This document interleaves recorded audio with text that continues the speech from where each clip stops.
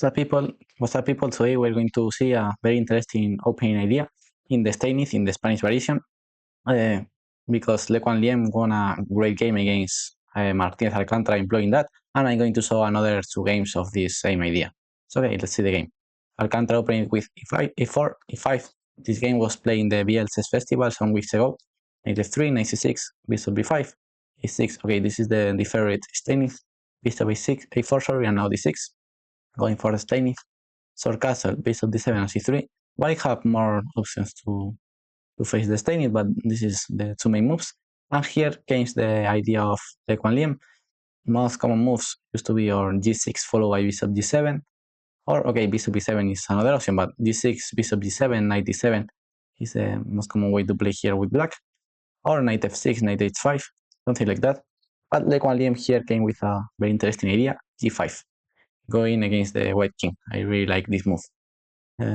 He played this move before in two blitz, but this is the first time that he played g5 in a classical game, and the only natural reaction is d4. Of course, I don't see more natural move for white. Against attack in a side, you should react breaking the center, so d4, good move by Alcantara. The majority of the people play that, and here Le Quang Liem play d4, attacking the knight, knight d1, and now h5. This is the main position of the opening. If you play this one with black, you should learn well this position here. We have many options. For example, Alcantara play f4, who is completely fine. There are other options, like for example d5, knight c7, and now f4 is more or less similar, but trading the light square bishops. It takes. Here bishop g7 is good. There are a game between Faustino and Pranav 3 years ago. But okay, d5 is an interesting option. But okay, with black against d5, you should play knight c7, and if f4 capture, and now bishop g7. That's the best way to play. If bishop e3, the idea is to break with f5. In general, against the position with the pawn on d5, our response will be play f5 in one moment.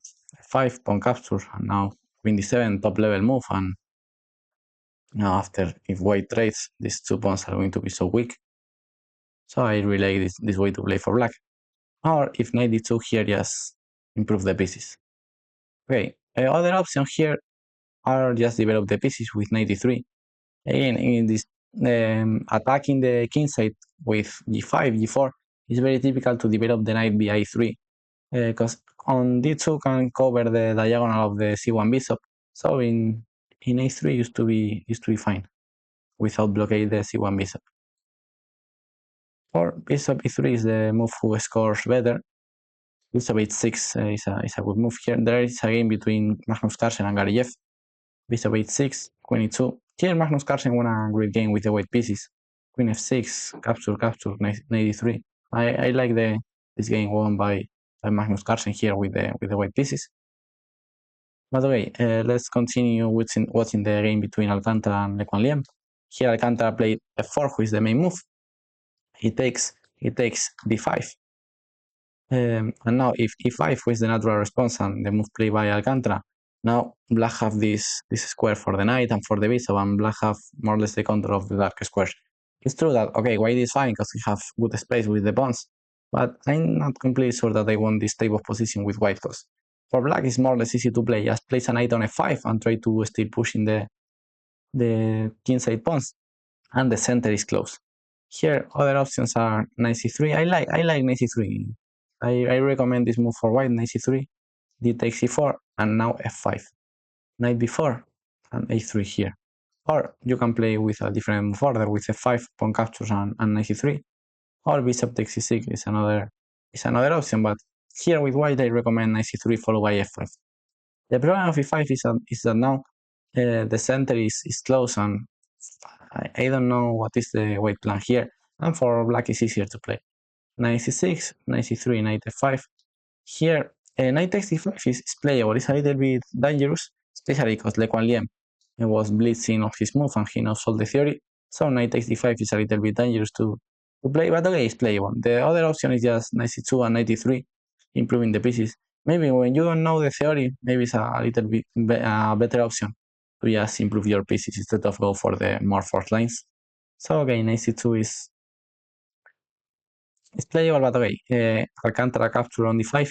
Now rook h6, great move by Quang Liem, covering all the third rank with the rook, defending f6, defending the knight, and improving the rook. So great move by Quang Liem. Knight c2, and now he captured on d4. So now came some forced moves.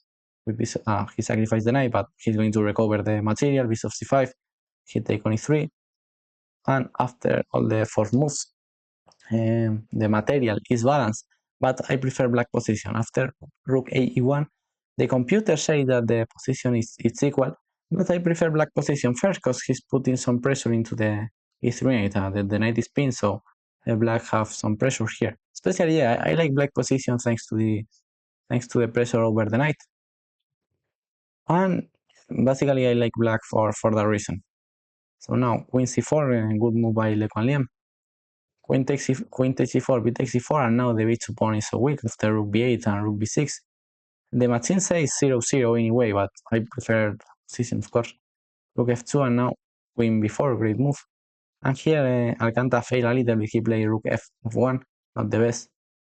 Rook d2 is better, avoiding the long castle. The problem of rook f1 is that now, after black goes long castle, rook d2 is coming and white is in some troubles. So rook f2 is better. No, rook f2 no, because you allow long castle too, but rook d2 here is better, avoiding long castle. And if rook d8, no great move, rook e2 in 2 tempos, but now black cannot go long castle. So after rook f1, long castle by Quang Liem, who was playing a perfect game, now black is better, because rook d2 is coming, and white is still having the pin over the knight, so black have good initiative. And finally Alcantara failed, and he blundered everything with king h1. The position is very hard to hold, of course. The only option is h3. That's the only move to defend the position. For example, queen c4. Here, this is the best move for Quang Liem, and black is better. Because if rook d2, now the idea is that we have queen f5 with check, and he's attacking the queen. And queen d2 doesn't work because you capture the bishop. So queen c4 is the only move, and black is better, of course. But with king h1, here Quang Liem capture on d3. So of course black is better, but rook d2 was decisive. And after the check, just you can leave and enter with all the pieces into the... Okay, threat to enter with all the pieces into the 7th rank, but just capture this pawn is enough to win. But okay, I understand the move of Quang Liem. You need to calculate a little bit more to play rook d2. Bishop e3, rook e3, and just rook d2 enough to be better. Okay, here the machine prefer queen c1 to trying to force the queen trade, but the endgame is winning for black. But with queen f5 is more or less easy everything for black. Now, okay, he captured this pawn, but the white king now is going to be very unsafe, and black is going to attack with everything to the king. Now h4, threatening h3, and white have an extra pawn and 2 central pass pawns, but his very weak king decides the game. Now, okay, good move by Quang Liem, capturing a pawn, and now the a pawn is free to run. So here Alcantara resigned. So I really like this game of Quang Liem. I don't know if g5 in the Steinitz is the best move ever, but maybe for a game it's good to surprise your opponent, and especially if after that move you're still playing like perfect as he made. Okay, now I'm going to show you 2 games of the same line. Okay, have a good level too. 1 second. One victory of Van Forest, who is the player with more rating, whoever won this game, and another one for Gariev, who this is his favorite opening. Okay, first I want to show the move of Gariev against Jules Musar. Jules Musar goes with the white pieces, and Gariev plays this line like always and goes with the black pieces.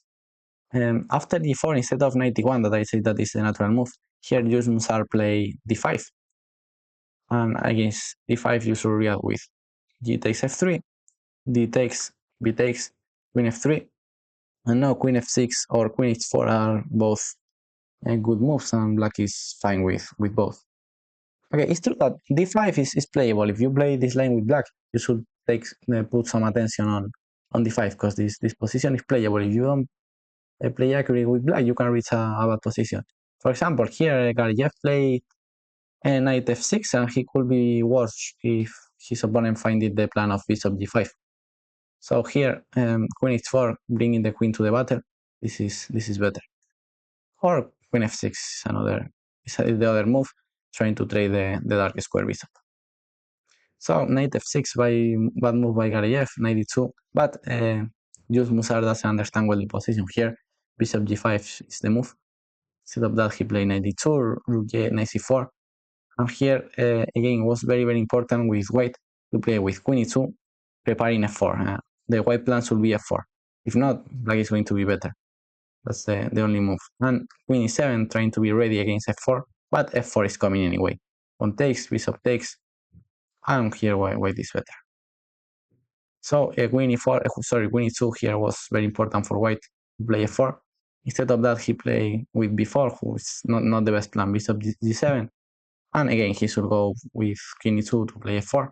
But he was looking for the c6 pawn, which is not a good plan. Here, king f8 or c5 are better moves. Okay, he played queen c8, but after all this trade now, queen b7. And white trade the e4 pawn for the c6 pawn. Of course, this is so much better for black, and black won this endgame more or less easy. Okay, and to end, I'm going to show you a very, very fast game who ended in just 20 moves. Here with f3, we saw previously many moves here, but f3 is a different one. And Bad Van Forest punished this move very, very easy with bishop h6, trading his bad bishop, knight d3, and now queen e7, just improving pieces, d5, and of course knight b8, and the knight on d8 could be very, very bad, so knight on b8 who have these roots to reach c5, c4, and now he decides to trade both bishops, and he started the attack with f5, with move opening files, pawn takes, and now knight h6, he wants to recapture with the knight, and one day he wants to land a knight on d4, which is going to be a beast, f takes d4, but move opening files, not the best, h takes, knight c3, queen e7, now the h file is open to attack with the queen and the rook, knight f2, and now on castle, knight c4, and rook d8, great move by Van Forest, bringing all the pieces to attack, and finally just king b8, placing all his pieces perfectly, and after f6, just knight f7, now queen takes h2 is coming, so his opponent decided to resign. So yeah, great move by Van Forest, and of course the original by Quang Liem was great. So I hope that you learn with this opening trick with g5 in the Steinitz. And if you play with white, my recommendation, okay, because we talk more about what you can play with black. My recommendation is maybe play knight a3 here, trying to leave all the theoretical ways. Yeah, I like knight a3 here, just without defining anything. Or my other recommendation is here, instead of play e5, goes with knight c3, pawn takes, and f5. That's the recommendation of the machine, knight b4, and play this position. So okay, I hope that you learn, and see you in the next video. Bye bye.